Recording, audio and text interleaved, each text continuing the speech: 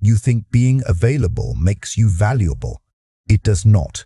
It makes you convenient. And convenient men are never respected for long. The more instantly people can reach you, the less seriously they take you. Today you are going to learn how absence creates pressure, how silence creates value, and why the man who cannot be easily accessed is the man people start chasing. Look at your phone. Look at how fast you answer people who would make you wait without a second thought. You call it loyalty. They experience it as cheap access. That is the part nobody tells you. The world does not reward endless availability. It exploits it. When your attention is always on the shelf, people stop treating it like something rare. They treat it like tap water. Always there, easy to waste, easy to disrespect. And then you wonder why they message only when bored, call only when they need something, and disappear the moment you need the same energy back. This is not random. It is psychological economics. What is constantly available feels ordinary. What has friction feels important. In this video, you will learn how to stop leaking value through instant access, how to create scarcity without childish games, and how to build a life so solid that your absence starts speaking for you before you even enter the room. You think being available makes you valuable. It does not. It makes you convenient. And convenient men are never respected for long. Look at your phone. Look at how quickly you answer people who would leave your message sitting there for hours. Look at how easily you rearrange your plans because someone else suddenly decided their small emergency should become your priority. You call it being reliable, mature, solid. But most people do not experience that as strength. They experience it as access with no cost. And once people feel they can reach you anytime, redirect you anytime, interrupt you anytime, they stop treating your presence like a privilege. They start treating it like public property. That is where the decay begins. Not in one dramatic betrayal. Not in some obvious act of disrespect. It starts in the small things. The late-night message you answer instantly. The favor you say yes to even when you are tired. The call you pick up while working, training, thinking, recovering. The constant emotional availability. The constant proof that your life can be bent by anybody with enough nerve to ask. And then one day you notice something ugly. You are always there for people, but they do not value you more. They value you less. Because human beings are not moved by what is endlessly available. They are moved by what feels rare, costly, and difficult to secure. That is not cruelty. That is psychology. Scarcity creates gravity. Abundance creates carelessness. And if your attention is always on the shelf, people stop seeing it as part of your power. They start seeing it as part of the furniture. This video is about changing that. Not by becoming childish, not by playing games, not by acting cold for effect, but by becoming a man whose life has structure, whose attention has standards, and whose absence reminds people that access to him is not automatic. Because the moment your presence is no longer guaranteed, people reveal how they really saw you all along. And that is where the first law comes in, the currency of access. Time is not just time. Attention is not just attention. Access is currency. Every time you make yourself instantly reachable, instantly flexible, instantly ready, you are spending that currency in public. And when you spend it carelessly, people stop treating it like it has value. This is why some men are loved but not respected, useful but not protected, included but not prioritized. They keep giving access for free and then act surprised when people consume them like a free resource. Understand this clearly. People rarely abuse what they have to earn. They abuse what they have been taught is always available. If you answer every call, your silence means nothing. If you say yes to every request, your presence means nothing. If you drop what you are doing the second someone reaches for you, your time means nothing. You trained them. That is the brutal part. A lot of disrespect is not announced. It is conditioned. It grows in the environment you allowed. Every instant reply, every over-explanation, every unnecessary accommodation sends the same message. My world can be interrupted. My focus can be bought cheaply. My priorities can be pushed aside. And once that message is repeated enough times, people no longer feel grateful for your availability. They feel entitled to it. That is why the nice man ends up resentful. He thinks he is building goodwill, but he is often building dependency without respect. He becomes the emotional convenience store, open late, easy to reach, always stocked, no reservation required. The powerful man understands something different. He does not make himself inaccessible because he hates people. He makes himself selective because he respects what his attention costs him. A distracted man pays twice. He pays with time. Then he pays again with diminished value. And when you live like that long enough, even you begin to forget your own weight. You start to believe your purpose is to be useful on demand. You become a responder instead of a builder, a reactor instead of a force. That is why reclaiming access is not just a social tactic. It is identity repair. Because once you stop handing out your attention like loose coins, people are forced to confront a new reality. You are not always available. You have a life that does not kneel to every notification. You have priorities that existed before they called, and that realization changes the way they speak to you, request from you, and think about you when you are not there. But there is an even deeper problem. Free access is one thing, predictability is worse. Because once people are certain they can have you whenever they want, pursuit dies. And that is exactly why the next trap ruins more men than they realize. The predictability trap. Certainty feels safe. But in social dynamics, too much certainty kills tension. And when tension dies, attention usually dies with it. There is a reason the dog that always comes when called gets no treats. The cat that ignores you gets pursued. Harsh image. Accurate law. Human beings are drawn toward what resists easy ownership. Not always because they are malicious, often because uncertainty activates attention. It sharpens focus. It creates mental space. It makes people lean in. But the man who is always there creates the opposite effect. No mystery, no friction, no gap, no tension. He becomes predictable in the worst way. His response is guaranteed. His loyalty is assumed. His schedule is movable. His standards are negotiable. People stop wondering whether he will be there. They know. And once they know, they stop valuing the answer. This is where many men confuse stability with overexposure. Being stable is powerful. Being predictable at the cost of your own value is weak. Those are not the same thing. A stable man is grounded, calm, consistent in character. A predictable man can be summoned. That difference matters because desire, curiosity, and respect all need a little space to breathe. They need the possibility that you may not be immediately available. They need evidence that your life continues whether or not someone reaches for you. Think about the man who replies in 8 seconds every single time.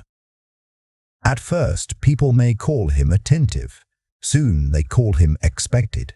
Then they call him when convenient. Then only when needed.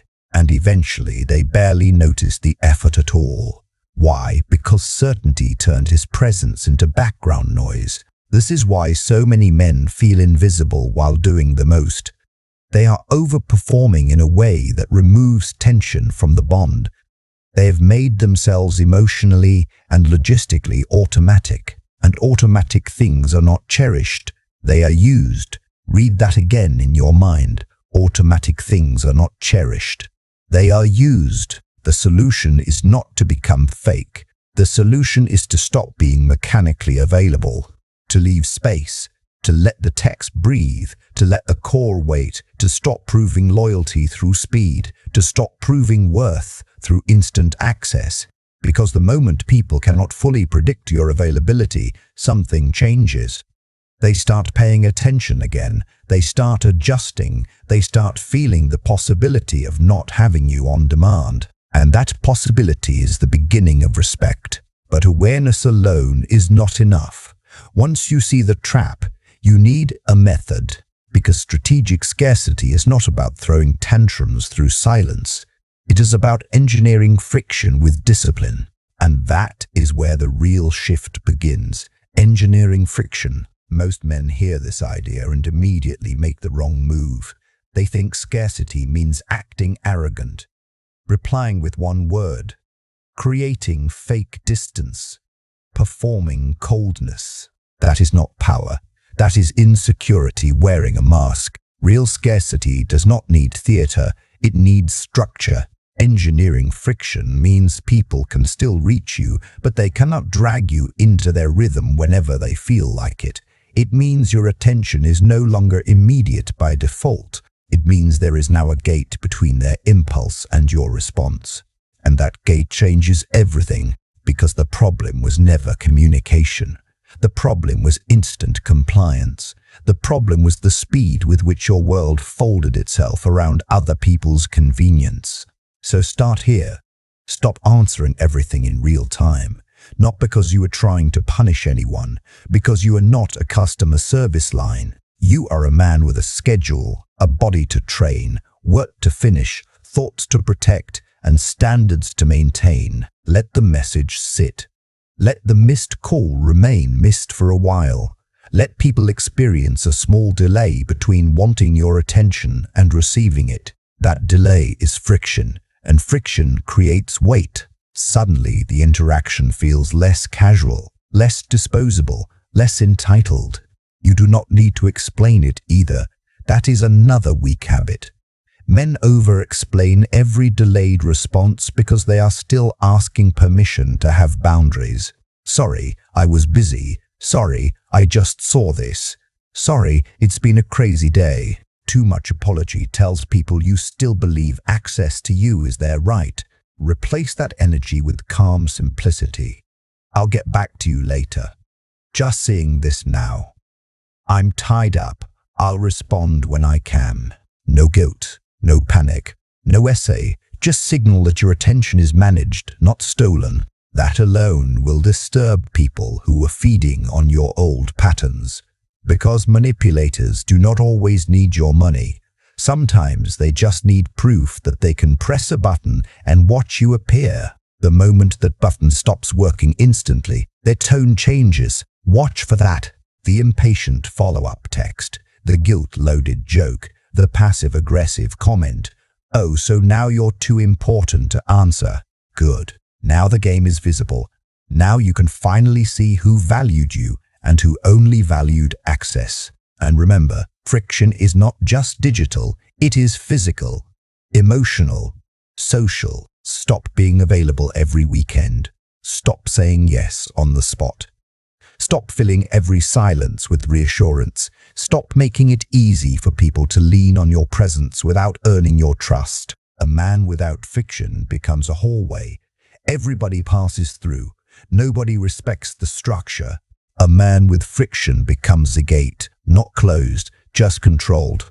That is the difference weak people hate, because they can no longer glide into your world without meeting your standards first. If this way of thinking speaks to you, subscribe and keep sharpening, because once you engineer friction correctly, something even more powerful starts happening. Your silence begins to work for you. And that is where the next law becomes impossible to ignore. The vacuum effect. Nature hates a vacuum, so does the human mind. The moment you stop filling every gap with your presence, people begin filling that gap with their imagination. This is where absence becomes dangerous. Not violent, not chaotic, dangerous in the strategic sense. Because your absence forces people to feel what your constant availability used to protect them from uncertainty. And uncertainty creates psychological movement. When you are always present, nobody has to think about you. They just use you. But when you pull back even slightly, the mind starts asking questions. Where is he? Why is he quiet? Who has his attention now? Why does the room feel different without him? And here is the twist. Your absence will make them invent reasons why they need you, not because you begged for significance, because space reveals the shape of what used to be there. A lot of men destroy this effect because they panic halfway through. They create distance, then rush back in to relieve the tension they just created. One unread message and they fold.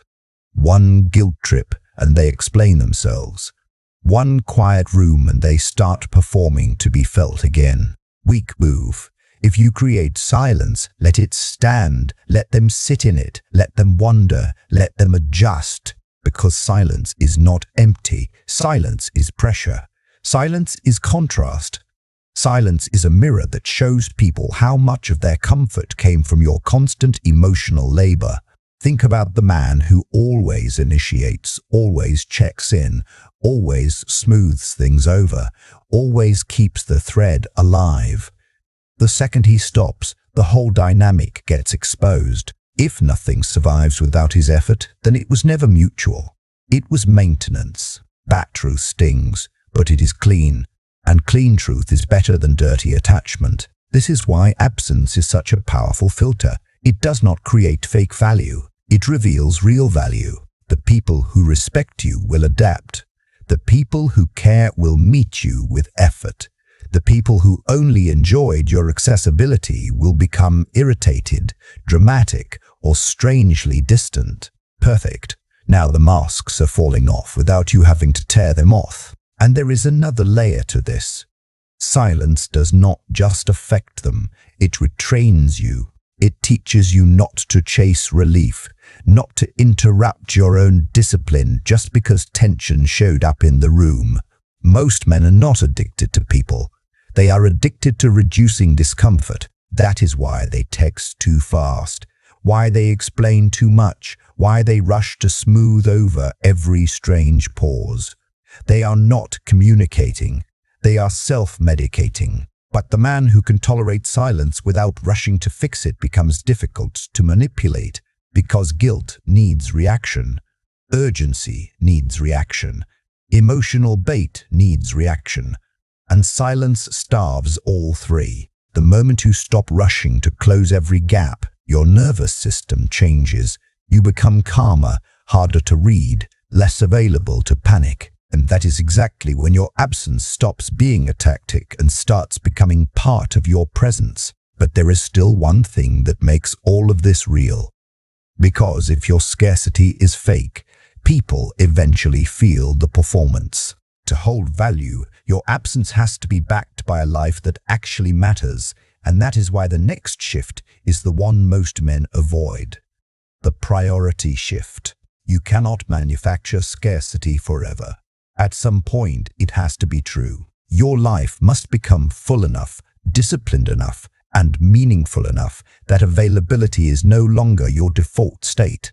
This is where the transformation gets serious. Because the real goal is not learning how to delay a text.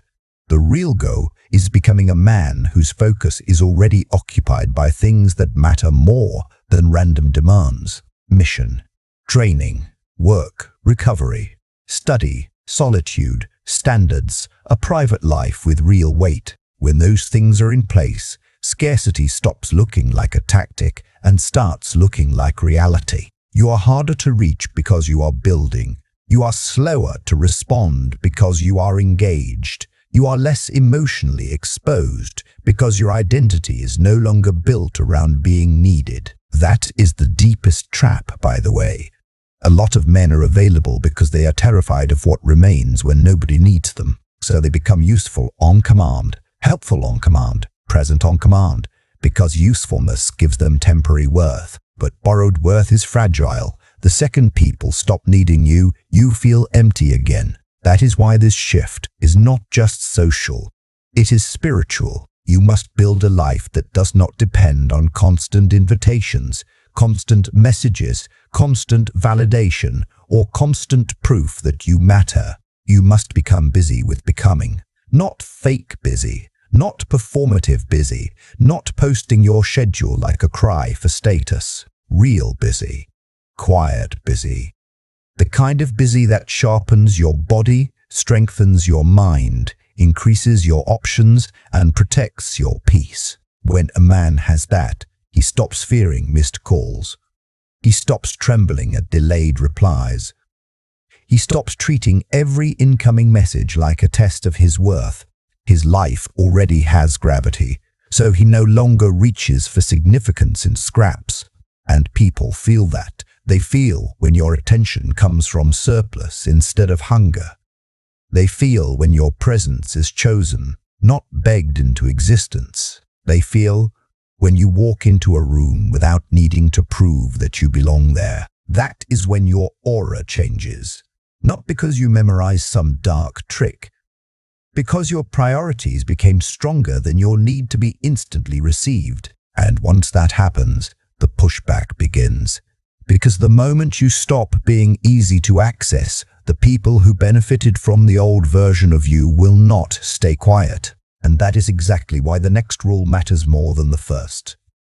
Handling the pushback. The moment you stop being easy to access, somebody will complain. Count on it, not because you did something wrong, because your old availability made their life easier.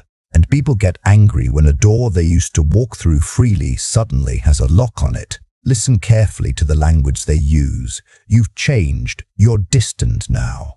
You used to care. So now I have to schedule time with you. That is not always concern. Sometimes it is protest. Sometimes it is just frustration that your boundaries interrupted their convenience. And this is where most men collapse. Not under force. Under guilt, they start explaining, defending, softening, reassuring. They rush to prove they are still good, still loyal, still available deep down. Bad move. Because every time you over-explain a boundary, you weaken it. A clean boundary sounds simple. I've been focused. I'm not always on my phone. I've got other priorities right now. No anger. No speech, no courtroom defense. The more emotionally calm you are, the more obvious their reaction becomes. And here is the question that exposes everything. Are they mad you are busy? Or mad they cannot control your access anymore? That question will save you years, because not everyone who resists your boundary misses you. Some of them miss the version of you they could summon. The version that answered instantly, adjusted instantly, folded instantly. That man was easy to use. This one is harder. Good. Let it be harder. Some people call discipline selfish because your discipline no longer serves their impulses. Some people call standards cold because your standards now cost them effort. Some people call silence attitude because they can no longer read you on demand. Let them label it. A weak man lives to correct everyone's opinion. A sovereign man watches who becomes uncomfortable when he becomes unavailable. That discomfort is information. Do not waste it. Notice who becomes more respectful. Notice who becomes more intentional. Notice who disappears. That last group matters.